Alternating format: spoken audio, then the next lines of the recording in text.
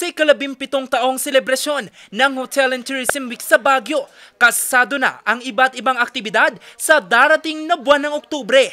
Isa sa mga highlight dito ang Mr. and Miss HRAB 2024. Kahapon, isa-isa na silang rumampa at ipinakilala sa publiko. I am John Nixon Buntomerocho, representing Rapids of Ifugao. My name is Rosella Mendy from the surfing capital of the North, La Union.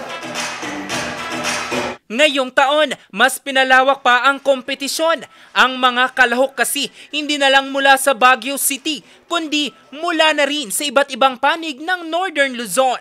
From the province of Zambales. Siyam na pares ng male and female candidate ang magtatapat-tapat. Looking to this journey with Mr. and Miss HRAB, I believe that we will do a lot of things and that will, of course, excite the audience.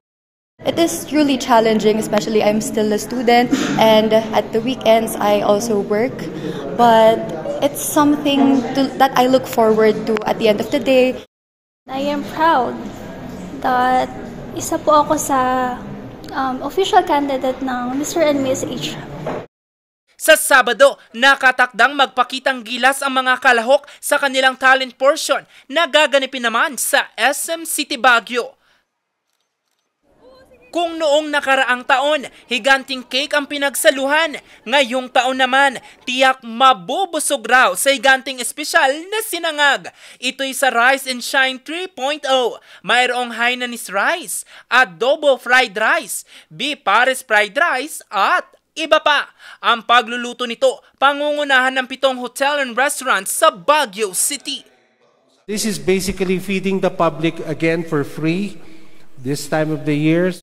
And they will be showcasing at least 2 rice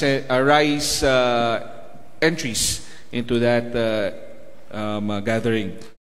Pasili pa lamang raw yan sa mga nakapilang aktibidad ng mga establishmento sa Baguio City ngayong Vermonts.